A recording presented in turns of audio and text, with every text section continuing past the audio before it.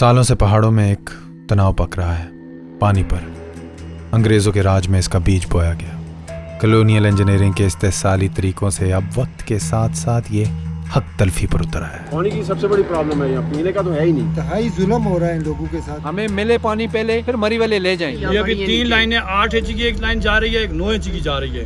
ऊपर से ये जो है फिर ये 6 इंच की लेके जा रहे हैं पानी। ये अभी काम करवा रहे हैं, ये दबा देंगे, उसके बाद कनेक्शन वगैरह तो कुछ नहीं देंगे यहाँ पे इस देहात में। जबकि बच्चों को पानी नहीं मिलता है। हमारा हक बेचा जा रहा है और हमें उसके पैसे ही नहीं मिल रहे। जिस भी गली में गए हम, खैरा गली, नतिया गली, चांगला भी, सबका सेम कंसर्न है। कितनी ज्यादती है कि आपके सामने से पानी गुजार के आपसे लिया जाए, आपके हक का पानी। 250 घराना इस साइड पे है, 50-80 घराना ऊपर वाली साइड पे है। और हम किसी सूरत ये पानी किसी दूसरी जगह पे देने के लिए तैयार नहीं है। मरी जो है वो खामखा में ज्यादती कर रहे हैं हमारे साथ। दहाइयों से केपीके का पानी पंजाब के मलकाए कौसर को जाता रहा है, जो कभी गोरों की रिसोर्स मैनेजमेंट की निशानी थी, आज सूबाओं के दरमियान एक उबलती देग बन चुकी है। और सवाल यही है, इस पानी का असल मालिक कौन है? ये जो पाइपलाइन है, मुझे इसका बताया ना कि ये कहाँ तक जाते हैं और कितने किलोमीटर की है? सर जी, मैंने जो रिसर्च किया, जो कि ताहिर जहांगीर साहब की किताब के जरिए मुझे पता चला कि 30 किलोमीटर की ये पाइपलाइन है। ये पूरे के पूरे मरी को पानी सप्लाई करती थी डूंगा गली से। डूंगा गली के अंदर। हाँ, अच्छा, 30 किलोमीटर की ये जीडीए रिस्पॉन्सिबल है इसके लिए। ये तो ब्रिटिशर्स ने बनाई है, लेकिन अब जीडीए ने बनाई है। हाँ, उस जमाने की GDA is maintaining it. Now GDA is maintaining it. अंग्रेज़ों ने 1892 में पाइपलाइन ले डाउन की थी और साइफन इफेक्ट के जरिए जो पानी ये पहुंचा रही है वो अभी तक जारी है। मुझे नहीं पता। और एक टनल है, उस टनल में जा सकते हैं, अंदर से गुजर भी सकते हैं। गुजर सकते हैं दूसरी साइड पे बाहर अंदर बाहर हो सकते हैं टनल के। 250 मीटर की ये टनल है, इसके बीच में से आप गुजरें तो दूसरी साइड पे आप निकलते हैं पहाड़ के अंदर खुबे हुए। आपके ऊपर खानसपुर है और ये देखें डेट भी लिखी हुई है। ये वाली पाइपलाइन जो है इतनी ड्रेस्ड नहीं है, साइड पे आप देख रहे हैं रेलिंग्स वो वाली, उनने सेफ्टी वगैरह नहीं डाली हुई, मगर ये खैरा गली तक जाती है। तो डूंगा गली के अंदर एक बड़ा सा टैंकर है। तो वो टैंकर यहाँ पे पानी इकट्ठा होता है? हाँ, इधर पानी इकट्ठा होता है और ये 7800 फीट की बुलंदी पे वाक़ हैं। और गौरव ने इस तरह सोचा था कि साइफन इफेक्ट के उस ज़माने में इलेक्ट्रिसिटी यहाँ तक पहुँचाना बड़ा मुश्किल काम था, तो यहाँ से जाते 6000 फीट की बुलंदी पे बाड़ियाँ। और फिर बाड़ियाँ 6000 फीट से ऊपर 7200 फीट मरी तक जाते हैं साइफन इफेक्ट के ज़रिए, विदाउट एनी पंपिंग रिक्वायर्ड। वो पंजाब है और ये केपीके है। तो पंजाब और केपीके के दरमियान अब वो पुराना ब्रिटिश के ज़माने का समझौता चल रहा है कि पानी तो आप इधर से केपीके से ही हमें पंजाब के इलाके में दें। ऑल्दो अब ये पानी जो है काफ़ी नहीं है, ना मरी के लिए ना गलियात के लिए। I mean, have you looked at the people? ये अभी छक्का छक जो हो गया इसकी वजह से। पत्थरों और मिट्टी के दरमियान घने जंगलों से चश्मे और बरसात का पानी बहकर नीचे आता है। ग्रेविटी और प्रेशर का खेल है सब। इसी खेल से ये आगे बिना मोटर बिना पंप पहुंचाया भी जाता है। तब यहाँ के लोग नहीं, लेकिन गोरा समझता था ये सब। यार देखो, इधर बंदा स्विमिंग करे, आ जाओ। हैं करे, आ जाओ। मैंने चड्डा नहीं पहना स्विमिंग वाला ना, तो पानी खराब हो जाएगा। There it is, the pipes. Look at that. ये ग्रेविटी वाटर्स हैं सारे। इसका जो बहाव होता है ये पूरी दुनिया का भी और हमारे कवानीन में ये है कि जो नशेबी इलाके हैं उसके राइट्स होते हैं इस पानी पे। अब मकामी आबादियों में भी ये पानी लोगों को नहीं मिल रहा, बड़ी कादसाली बनी हुई है इस हवाले से। बैनुल अक़वामी कवानीन में पानी पर ज़मीन की तरह किसी की मलकियत नहीं होती। ये एक शेयर्ड रिसोर्स मानी जाती है, अवामी रिसोर्स, जिसको रियासत और कम्युनिटीज़ मैनेज करती हैं।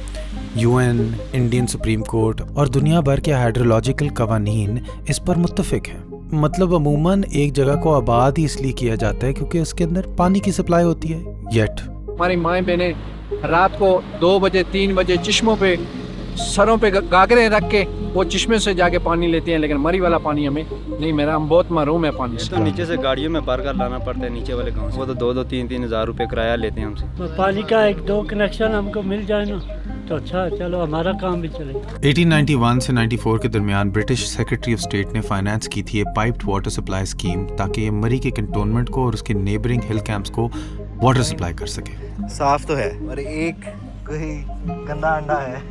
ये अच्छा है, ये देखिए, ये very nice man, great man. फिर 1896 तक मरी की म्यूनिसिपैलिटी इन वाटर वर्क्स का जॉइंट शेयर होल्डर बन गई, इसकी मेंटेनेंस और एडमिनिस्ट्रेटिव जिम्मेदारियां उठाने के लिए।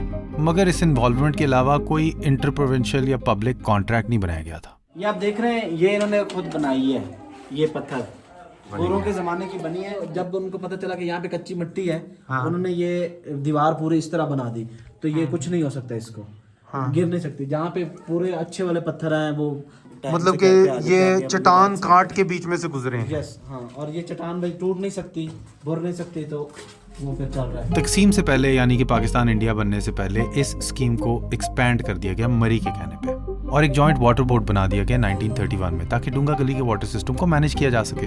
पार्टीशन के बाद यही जॉइंट वाटर बोर्ड रावलपिंडी हजारा हिल ट्रैक्ट इंप्रूवमेंट ट्रस्ट के साथ मैनेज करता रहा इस वाटर सप्लाई को, जबकि पानी अब 2 सूबों के दरमियान डिस्ट्रीब्यूट किया जा रहा था।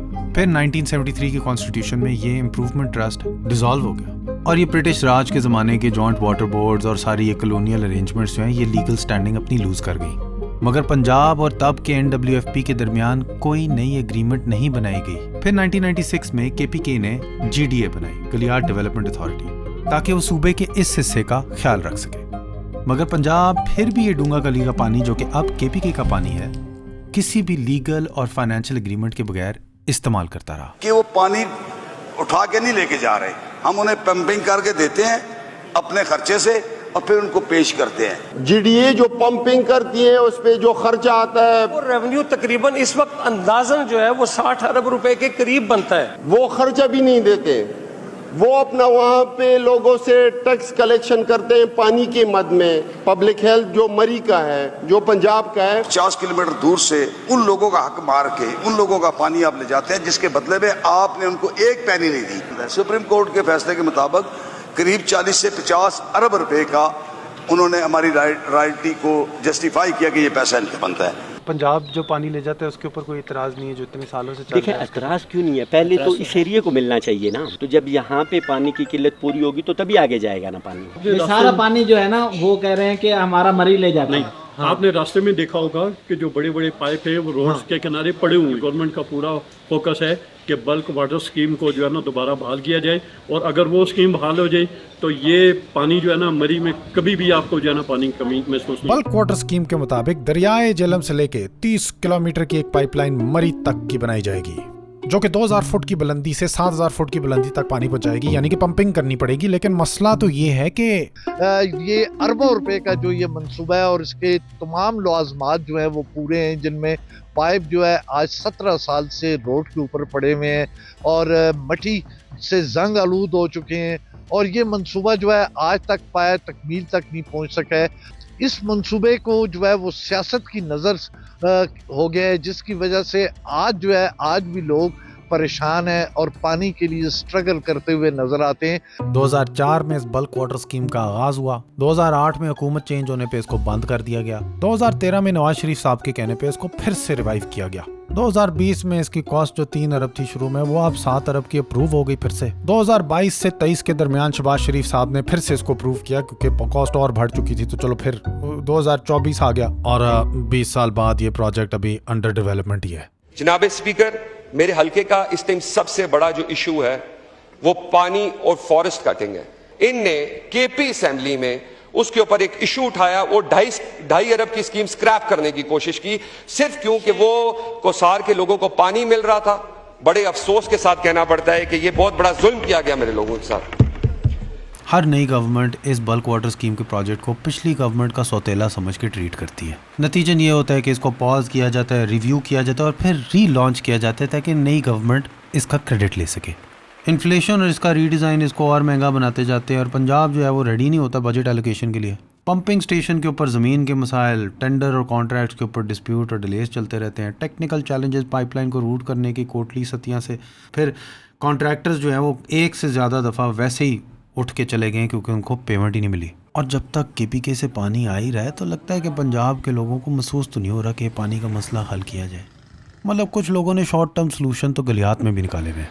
ब्रो, सिर्फ टैंकर कराची में नहीं है, बच्चिया में भी है।